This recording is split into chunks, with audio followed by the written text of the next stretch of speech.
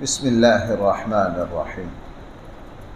الحمد لله رب العالمين، والصلاة والسلام على سيد الأنبياء والمرسلين وعلى آله وأصحابه أجمعين.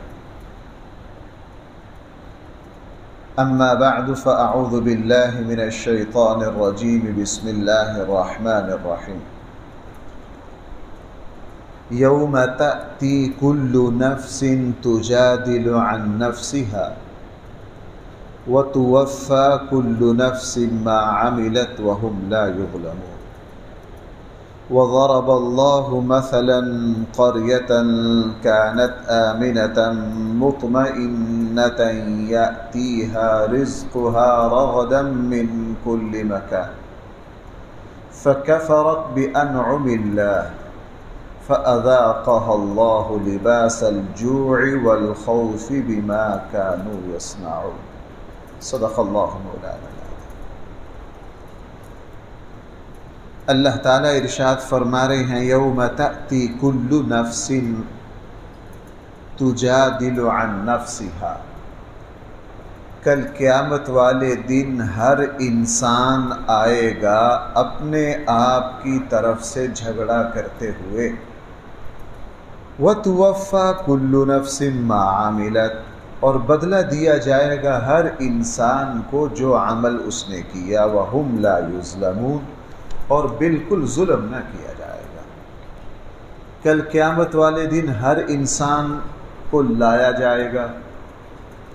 اس کا سوال ہی پیدا نہیں ہوتا کہ کسی انسان کا زندہ کرنا اللہ تعالیٰ کے لیے کچھ مشکل ہو، یا کوئی کہے جناب میں آپ کی سپریم کورٹ یا آپ کے ہائی کورٹ میں حاضر نہیں ہوتا. سوال ہی پیدا نہیں ہوتا. قرآن کریم نے ارشاد فرمایا، ہم تمہیں زندہ بھی کریں گے، یہاں تک کہ مرنے کے بعد تمہارے انگلیوں کے پورے بھی دوبارہ بنا دیں گے، تمہیں جوں کا توں دوبارہ بنا دیں گے. جس طرح ہم ہر چیز کو زمین کے اوپر اللہ تعالیٰ کے حی القیوم کی صفت ہم دن رات دیکھتے رہتے ہیں. موسم بہار، ابھی گرمی کی شدت تھی، اور گرمی کی شدت کو دیکھ کر یوں لگتا ہے کہ کبھی سردی آنی نہیں، لیکن اللہ تعالیٰ فرماتے ہیں دیکھو میں کس طرح نمی پیدا کرتا ہوں، صبح کو کس طرح ٹھنڈا کرتا ہوں، گرمی سے سردی، سردی سے گرمی کس طرح نکالتا ہوں. تو فرمایا تأتی کل نفس، ہر انسان کو ہم زندہ کریں گے. تجادل عن نفسها، وہ خود اپنے آپ سے جھگڑا کرے گا. یعنی وہاں ہر انسان نے اپنا حساب خود دینا ہے، سوالوں کا جواب خود دینا ہے. کوئی کسی کا معاون و مددگار نہیں. دنیا کی عدالت کی طرح نہیں کہ کسی کو وکیل بنا لو، کسی کو نمائندہ بنا لو، کسی کو سفارشی بنا لو. ایسا کوئی سوال نہیں ہے. وَتُوَفَّى كُلُّ نَفْسٍ مَا عَمِلَتْ، تم جو بھی عمل کرو گے تمہیں اس کا بدلہ ملے گا.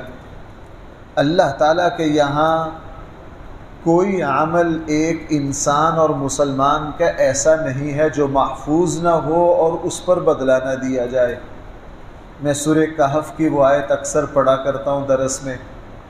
جس وقت نامہ اعمال دکھایا جائے گا تو خود حیرت سے کہے گا لا یغادر صغیرۃ ولا کبیرۃ الا احصاها. او میرے اللہ، میرے نامہ اعمال میں تو نہ کوئی چھوٹی بات باقی بچی ہے نہ بڑی،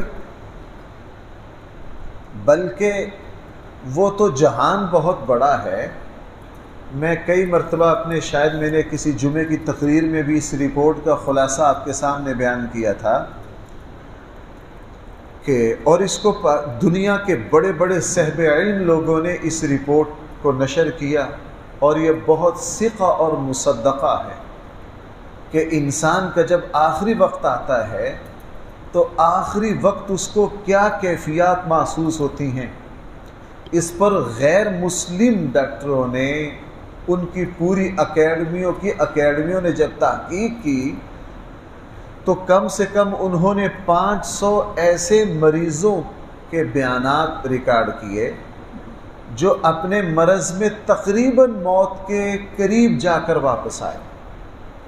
ان سے پوچھا کہ تم نے کیا محسوس کیا، اور انہوں نے پھر دیکھا کہ یہ اکثر مریض جو باتیں مشترک کہہ رہے ہیں نا، ملتی جلتی کہہ رہے ہیں، اس کو محفوظ کر لیا۔ اس میں سے ایک بات یہ ہے کہ جس وقت ہم تقریباً موت کی کیفیت کے قریب گئے تو ہمیں چند لمحات میں اپنی پوری زندگی ایک فلم کی طرح نظروں کے سامنے سے گھومتی نظر آئی، اور اس میں کئی مریضوں نے یہ بیان دیا۔ یہ پوری رپورٹ میرے پاس ہے، میں اس کو اکثر دیکھتا رہتا ہوں، بلکہ اتفاق سے کل عصر کے بعد کوئی مضمون دیکھ رہا تھا تو یہ دوبارہ نظر پڑ گئی اس پر، میں اس کو اپنے پاس رکھتا ہوں، اس کے خلاصے کو۔ ایک خاتون نے کہا کہ میں جب موت کے قریب کیفیت میں گئی اپنی بیماری میں، تو وہ جو 50 سال پہلے میں نے جس بچیوں کے سکول سے تعلیم حاصل کی تھی، اور جو بچیاں میرے ساتھ پڑھتی تھی جن کا میرے ساتھ اب کوئی رابطہ نہیں ہے، تو مجھے وہ پوری کلاس کے چہرے، ہمارا کھیلنا، ہماری ٹیچریں، ہمارا پرانا سکول، وہ جو گلی، وہ تمام منظر میری آنکھوں سے گزرا۔ تو قرآن کریم نے اور رسول اللہ صلی اللہ علیہ وسلم کے ارشادات میں یہ ہے کہ جس وقت تم موت کی کیفیتوں میں آتے ہو تو تمہیں پوری قرآن کریم نے سورہ قیامہ میں کیا کہا؟ وَقِيلَ مَنْ أَرَاقَ وَظَنَّ أَنَّهُ الْفِرَاقُ وَالْتَفَّتِ السَّاقُ بِالسَّاقِ إِلَىٰ رَبِّكَ يَوْمَئِذٍ الْمَسَاقُ۔ اور اسی کیفیت کو قرآن کریم نے سورہ واقعہ کے 3 رکوع میں بھی بیان کیا ہے۔ اس لیے قرآن کریم نے ارشاد فرمایا کل نفس وتوفى کل نفس ما عملت، تم جو بھی کرو گے تمہیں اس کا بدلہ دیا جائے گا۔ بلکہ بھائیو، اگر میں آپ کو سچی بات عرض کروں، ہمارے نیک عملوں کا بدلہ صحیح معنی میں اللہ ہی دے سکتے ہیں۔ بدبخت ہے وہ شخص جو دنیا سے بدلہ مانگے، جو بندوں سے داد کی امید رکھے، جو بندوں سے داد کی امید رکھے۔ ہمارا اللہ جتنا ہمارے عمل اور ہماری محنتوں کا قدردان ہے، دنیا میں کوئی اس کا قدردان نہیں ہو سکتا۔ اس لیے فرمایا وَهُمْ لَا يُظْلَمُونَ، اور لوگوں پر کوئی ظلم نہیں کیا جائے گا۔ یہ جو اگلی آیت ہے، اس میں قرآن کریم نے ایک بڑی اہم بات مثال سے سمجھائی ہے۔ قرآن کریم نے کیا ارشاد فرمایا؟ قرآن کریم نے ایک بستی کے حالات میرے اور آپ کے سامنے رکھے۔ حضرت عبداللہ ابن عباس رضی اللہ عنہما ارشاد فرماتے ہیں یہ بستی جو ہے یہ مکہ کی ہے۔ اللہ تعالیٰ کیا بیان فرما رہے ہیں؟ فرمایا کہ ایک ایسا شہر جس کو ہم نے امن دیا، اور آپ کو پتہ ہے شہروں کے لیے، ملکوں کے لیے بھائی سب سے بڑی نعمت کیا ہوتی ہے؟ امن۔ اگر کسی شہر میں امن ہے تو ساری سرگرمیاں کی جا سکتی ہیں، اگر امن نہیں ہے تو کچھ بھی کیا۔ اسی لیے حضرت ابراہیم علیہ السلام نے مکہ کے لیے جو دعا مانگی، سب سے پہلے یہ کہا اجعل ھذا بلدا آمنا، اے میرے اللہ اس شہر کو امن والا بنا دے۔ قرآن کریم فرما رہا ہے اہل مکہ کو ہم نے امن دیا، اطمینان دیا، ہر طرف سے ان کا رزق آتا۔ وہ کس طرح؟ حج اور عمرہ کے لیے پوری دنیا سے لوگ آتے، طرح طرح کا رزق مکہ پہنچتا، مکہ والے ان سے تجارت کرتے اور ان کے مکانات کرایوں پر لیتے، یہاں رہتے، اور اللہ جل جلالہ نے اس کی وجہ سے ان کو عزت دی۔ ان کی عزت کا یہ عالم تھا کہ رسول اللہ صلی اللہ علیہ وسلم کے پہلے زمانے میں جب عربوں کے یہاں قتل و غارت، خانہ جنگی، لوٹ مار، کوئی قافلہ سفر نہیں کر سکتا تھا، اور وہ ان کا پسندیدہ مشغلہ ہی قافلوں پر ڈاکہ ڈالنا، ان کو لوٹنا، ان کے مردوں کو قتل کرنا، ان کی عورتوں کو باندیاں بنا لینا. آپ سب کو پتہ ہے زید بن حارثہ رضی اللہ عنہ رسول اللہ صلی اللہ علیہ وسلم تک کیسے پہنچے تھے؟ اپنی ماں کے ساتھ اپنے نانحال جا رہے تھے قافلے میں، اس قافلے کے اوپر حملہ ہوا. ہمارے ہاں 47 میں جو کیفیت تھی نا، عربوں کے یہاں ہر وقت یہ کیفیت رہتی تھی. ان کا پسندیدہ مشغلہ ایک دوسرے کو لوٹنا. لیکن اس خانہ جنگی میں، اس قتل و غارت میں، اس نفس نفسی کے عالم میں اللہ جل جلالہ نے مکہ والوں کو یہ عزت دی، اطمینان دیا. ان کے رزق کو اللہ نے وافر مقدار میں دیا، اور یہ جہاں کا سفر کرنا چاہتے صرف بیت اللہ کا جھنڈا لگا لیتے، اور علاقے کے جو ڈاکو ہوتے وہ بھی ان کے پاؤں چومتے کہ بیت اللہ کے متولی آ گئے ہیں، اور ان کی خدمت کرتے، ان کی ضیافتیں کرتے، ان کے جانوروں کے لیے چارے کا انتظام کرتے. ڈاکوؤں کے اندر سے ان کے قافلے اطمینان سے آتے، اطمینان سے جاتے.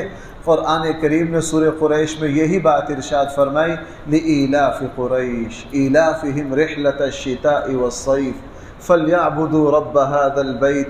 یہ مزے سے یمن کا سفر کرتے، شام کا سفر کرتے. آپ یوں کہہ لیجئے کہ پورے حجاز میں دنیاوی اعتبار سے سب سے خوش نصیب شہر جو تھا وہ مکہ تھا. اللہ تعالیٰ نے پھر ان پر ایک اور انعام کیا جو سب سے بڑا. اللہ تعالیٰ نے مکہ میں حضرت اسماعیل علیہ السلام کے بعد کوئی نبی نہیں بھیجا. انبیاء علیہ السلام بیت اللہ کے طواف کے لیے یہاں آتے رہے ایز اے مہمان، لیکن مستقل کسی نبی کو یہیں پیدا کیا ہو، یہیں پروان چڑھایا ہو، مکہ میں ایسا نہیں تھا. اللہ جل جلالہ نے جب ان کو دنیاوی نعمتوں سے نوازا تو اللہ تعالیٰ نے پھر نبی نہیں، نبیوں کے امام، صرف رسول نہیں، خاتم المرسلین. اللہ تعالیٰ نے ان کو سب سے بڑی نعمت دوسری عطا کی، لیکن انہوں نے اللہ تعالیٰ کی ان نعمتوں کی قدر نہیں کی. ہر مسلمان جانتا ہے کہ رسول اکرم صلی اللہ علیہ وسلم کی مخالفت میں انہوں نے تمام حدوں کو پامال کر دیا. یہاں تک کہ 3 سال تو رسول اللہ صلی اللہ علیہ وسلم اور آپ کے 100-200 صحابہ کے ساتھ بائیکاٹ رکھا. شیب ابی طالب نے ان کو محصور کر دیا، پابندی لگا دی، کوئی ان کو پانی نہیں دے سکتا، کوئی ان کو کھانا نہیں دے سکتا، کوئی ان کو کچھ بیچ نہیں سکتا، ان سے کچھ خرید نہیں سکتا. اور وہ کتنا شدید موقع تھا. رسول اللہ صلی اللہ علیہ وسلم کے چچا محترم جناب ابو طالب کا جو قصیدہ ہے نا، اس کو پڑھ کے بندہ حیران رہ جاتا ہے کہ مکہ والوں نے ان لوگوں کے ساتھ کیا کیا. جب انہوں نے ناشکری کی حد کر دی، اللہ تعالیٰ فرما رہے ہیں پھر ہم نے ان سے ان نعمتوں کو چھینا. اللہ تعالیٰ نے اسلام اور رسول اللہ صلی اللہ علیہ وسلم کی نعمت ان سے لی، مدینہ والوں کو عطا کر دی. بھائی یہ نعمت کن کو دے دی؟ مدینہ والوں کو. اب اللہ تعالیٰ نے پھر ان کے اوپر دنیاوی برکتیں بھی بند کر دی. بدر میں ان کی ساری قیادت بدر میں جا کے قتل ہو گئی. بعد میں پھر اللہ تعالیٰ نے ان کے اوپر قحط ڈالا، اور جب مدینہ کے ساتھ مسلمانوں کے ساتھ مکہ والوں کی کشمکش شروع ہوئی تو لوگ حج اور عمرہ پر آنا بند ہو گئے، اور پورے عرب یہ دیکھنے لگ گیا کہ دیکھو حق پر کون ہے. اور پورے عرب کو بڑی جلدی یہ سمجھ آ گئی کہ صحیح دین وہ نہیں ہے جو مکہ والوں کے پاس ہے، صحیح دین وہ ہے جو اہل مدینہ کے پاس ہے، محمد الرسول اللہ صلی اللہ علیہ وسلم کے پاس ہے. اللہ نے پھر ان سے ساری نعمتیں چھین کر مکہ والوں کو ذلیل و رسوا کر دیا. قرآن کریم یہ مثال میرے اور آپ کے سامنے کیوں بیان کر رہا؟ قرآن کریم اس لیے بیان کر رہا ہے کہ اے ایمان والو، میں نے تمہارے اوپر طرح طرح کی نعمتیں رکھی، تمہیں بہت انعامات سے نوازا ہے. اللہ تعالیٰ کی طرف سے ملنے والے ان انعامات کی قدر کرو. اللہ تعالیٰ کی طرف سے ان انعامات کی بھائی کیا کرو؟ قدر کرو. خصوصاً وہ نعمتیں جن کا تعلق دین سے ہے. بھائیو پتہ نہیں، مجھے تو یوں محسوس ہوتا ہے، مثلاً اللہ تعالیٰ مجھے اور آپ کو فجر میں صبح صبح اپنی بارگاہ میں حاضری کی توفیق دے دیتے ہیں. پتہ یہ کتنی بڑی نعمت ہے. مجھے اور آپ کو اللہ تعالیٰ نے ایمان، خوف خدا، اپنے سامنے ہاتھ پھیلانے، سجدہ ریز ہونے، قرآن کی تلاوت، میرے اور آپ کی زبان پر اللہ تعالیٰ کا تعارف، اللہ کے دین کی دعوت، یہ پتہ کتنی بڑی سعادت ہے۔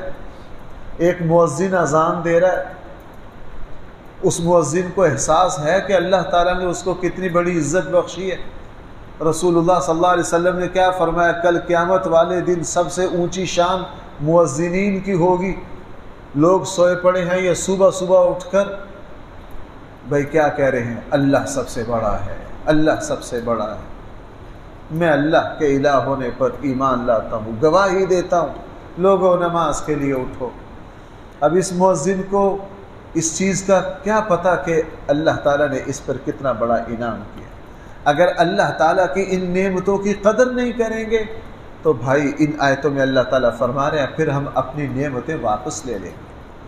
یہ بات میں بہت بیان کرتا ہوں، ہم دنیا کی نعمت کو نعمت، دیکھو بھائیو میری طرف ذرا متوجہ ہونا، ہم میں سے ایک شخص کو اللہ نے آج تہجد کی توفیق دی ہے، اپنے سامنے خوب گڑ گڑا کے دعا مانگنے کی توفیق دی ہے، وہ غافلوں کی طرح نہیں سویا، اس نے پورے خشوع کے ساتھ نماز پڑھی، اس نے صبح اللہ کی یاد میں لگائی ہے، اور اسی دن اللہ تعالیٰ نے اس کو 40 لاکھ کی گاڑی بھی دے دی ہے۔ تو ہمارے نظروں میں اس کو کون سی بڑی نعمت ملی ہے؟ ہماری نظروں میں 40 لاکھ کی گاڑی جو ہے وہ بہت بڑی نعمت ہے۔ خود ہم کہیں گے یہ میرا زندگی کا یادگار دن ہے کہ مجھے آج 50 لاکھ کی گاڑی مل گئی۔ کیوں ایسا ہے یا نہیں؟ ہماری اس دین کی، ایک مسلمان حج کر آیا اور اللہ تعالیٰ نے اس کی فیکٹری چلا دی، چونکہ اس کو احساس نہیں، وہ یہ سمجھے گا کہ حج بھی ٹھیک ہے، میرا فریضہ ادا ہو گیا، لیکن وہ یہ سمجھے گا کہ یہ جو میرا کاروبار چل پڑا ہے یہ میرے اوپر کیا ہے؟ اس میں کوئی شک نہیں، یہ بھی نعمت ہے، لیکن ہم دنیا کی نعمت کو نعمت سمجھتے ہیں، لیکن ہم دینی نعمتوں کو نعمت نہیں سمجھتے۔ میں کل ہی ایک دوست سے عرض کر رہا تھا، گلستان میں شیخ سعدی رحمہ اللہ نے ایک جگہ لکھا ہے اور وہ واقعہ شیخ سعدی ہی کا ہے، اور وہاں شیخ سعدی نے کسی اللہ والے، کسی اجنبی بندے کا نام لے کر اس واقعہ کو ذکر کیا اور خود کہا کہ میں نے زمانے کی سختی کا کبھی بھی شکوہ نہیں کیا، حالات کی تنگی کا، لیکن میرے اوپر 6 مہینے ایسے آئے کہ میرے پاؤں میں جوتا نہیں تھا۔ ایک دن میں ایک شہر میں داخل ہوا اور وہ قلعہ بند شہر تھا، جب میں شہر میں جانے لگا تو دروازے بند تھے، گیٹ بند تھے۔ میں نے دربان سے کہا کہ شہر کے دروازے کیوں بند کیے ہیں؟ اس نے کہا جی جو ہمارے شہر کے گورنر اور بادشاہ ہیں نا، ان کا باز اڑ گیا ہے اور ہمیں آرڈر ملا ہے کہ کبھی گیٹ کے ذریعے باز باہر نہ چلا جائے، اس لیے دروازے بند کر دو۔ شیخ سعدی رحمہ اللہ فرماتے مجھے بڑی حیرت ہوئی کہ یا اللہ ایسا بیوقوف بندہ جس نے شہر کے دروازے بند کروا دیے کہ باز جو ہے، باز تو بھائی دروازے سے نہیں جائے گا، وہ تو کھلی فضا سے اڑ جائے گا۔ تو خیال آیا اے اللہ ہم تیرے بندے ہیں، ہمارے پاؤں میں جوتا نہیں 6 مہینے سے، اور یہ ایسا بے وقوف بندہ ہے جس کو آپ نے شہر کی بادشاہت دے دی ہے۔ جب یہ شکوہ پیدا ہوا فوراً اللہ تعالیٰ کی طرف سے دل پر ایک بات آئی کہ بھی آپ شکوہ نہ کریں، ہم سیٹ بدل دیتے ہیں۔ اگر موجودہ آپ کو اپنی سیٹ منظور نہیں ہے تو آپ کو ہم اس شہر کا بادشاہ بنا دیتے ہیں اور آپ ننگے پاؤں والی سیٹ پر بادشاہ کو لے آتے ہیں۔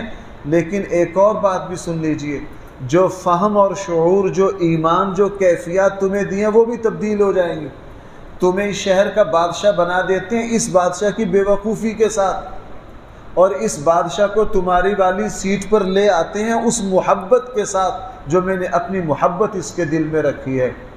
تو شیخ سعدی رحمہ اللہ فرماتے ہیں جیسے ہی یہ بات، اس بات کا خیال آیا تو وہ فوراً اللہ کی بارگاہ میں سجدہ ریز ہو گئے۔ اے میرے اللہ، میرے دل میں جو ایمان ہے، جو آپ کی محبت ہے، مجھے جو عبادات کی کیفیات حاصل ہے، مجھے جو آپ نے فہم اور شعور دیا ہے، اے اللہ میں اس کو ہرگز بادشاہت کے ساتھ تبادلے پر اے اللہ راضی نہیں ہوں۔ قرآن کریم ان آیات میں مکہ والوں پر اپنے انعامات اور پھر انہوں نے جو ناشکری کی، قرآن کریم ان دونوں باتوں کا تذکرہ میرے اور آپ کے سامنے کر رہا ہے کہ تم اللہ تعالیٰ کی طرف سے ملنے والی نعمتوں پر اس کا شکریہ ادا کرو، مکہ والوں کی طرح ناشکری میں مبتلا نہ ہو۔ وہ ناشکری میں جب مبتلا ہوئے تو بیت اللہ کے متولی ہونے کے باوجود بھی بدر میں جا کے قتل ہو گئے اور اللہ نے ان کو ذلیل و رسوا کر دیا۔ اب ذرا الفاظ دیکھیں قرآن کیا کہہ رہا ہے۔ وَضَرَبَ اللَّهُ مَثَلًا، اللہ تعالیٰ ایک بستی کی مثال بیان کر رہے ہیں۔ وہ بستی کیسی تھی؟ كَانَتْ آمِنَةً مُطْمَئِنَّةً، وہاں امن بھی تھا اور پورا اطمینان بھی تھا۔ يَأْتِيهَا رِزْقُهَا رَغَدًا مِّن كُلِّ مَكَانٍ، وافر مقدار میں ہر طرف سے رزق روزی روٹی کا انتظام بھی تھا، لیکن ان نالائقوں نے کیا کیا؟ فَكَفَرَتْ بِأَنْعُمِ اللَّهِ، انہوں نے اللہ کی نعمتوں کی ناشکری کی۔ ہوا کیا پھر؟ فَأَذَاقَهَا اللَّهُ لِبَاسَ الْجُوعِ، اللہ تعالیٰ نے ان کو پھر بھوک کا اور خوف کا مزہ چکھایا۔ ساری نعمتیں واپس لے لی۔ 7 سال قحط پڑا مکہ میں جب صحابہ کرام مدینہ چلے گئے، سورۃ دخان میں اس کا ذکر ہے، اور مکہ والے مردار کھانے تک مجبور ہو گئے۔ ابو سفیان اس وقت تک مسلمان نہیں ہوئے تھے، مدینہ منورہ آئے رسول اللہ صلی اللہ علیہ وسلم کی خدمت میں، اور پھر یہ فریاد کی کہ اللہ کے رسول آپ کی قوم پیاسی مر گئی ہے، آپ کی قوم بھوک سے مر گئی ہے، ان کے لیے دعا کر دیجئے، اور قحط سالی سے ہمارے پاس کچھ بچا ہی نہیں ہے، ہم تو مرے ہوئے جانور کھانے تک آ گئے ہیں۔ پھر رسول اللہ صلی اللہ علیہ وسلم نے دعا مانگی، اور اس کی دعا رسول اللہ صلی اللہ علیہ وسلم کی دعا سے پھر اللہ تعالیٰ نے ان کے اوپر فراخی۔ اس لیے قرآن فرما رہا فَأَذَاقَهَا اللَّهُ، پھر اللہ تعالیٰ نے ان کو بھوک کا مزہ چکھایا اور خوف کا مزہ چکھایا۔ کیوں؟ بِمَا كَانُوا يَصْنَعُونَ، یہ ان کے اپنے ہاتھوں کی کرتوت تھی، ان کے عملوں کا نتیجہ تھا۔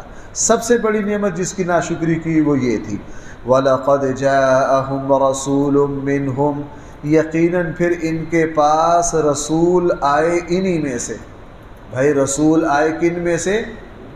ہمارے یہاں وزیر اعظم جس برادری سے آتا ہے نا لوگ فخر کرتے ہیں، آرمی چیف جس برادری سے آتا ہے لوگ کہتے ہیں جی ہمارا جٹ ہے، ہمارا بٹ ہے، ہمارا فلاں ہے، ہمارا ارائی ہے۔ تو ان کے لیے سب سے بڑی عزت یہ تھی کہ آخری رسول انہی کی برادری سے آئے، اس سے بڑی عزت ان کو اور کیا چاہیے تھی؟ لیکن ان نالائقوں نے کیا کیا؟ فَكَذَّبُوا، اللہ کے رسول کو جھٹلایا، فَأَخَذَهُمُ الْعَذَابُ، پھر اللہ کے عذاب نے ان کو جکڑ لیا، وَهُمْ ظَالِمُونَ، چونکہ یہ زیادتی کر رہے تھے، اور جو یہ حرکتیں کرتا ہے اللہ تعالیٰ کی طرف سے پھر اس پر زوال آتا ہے۔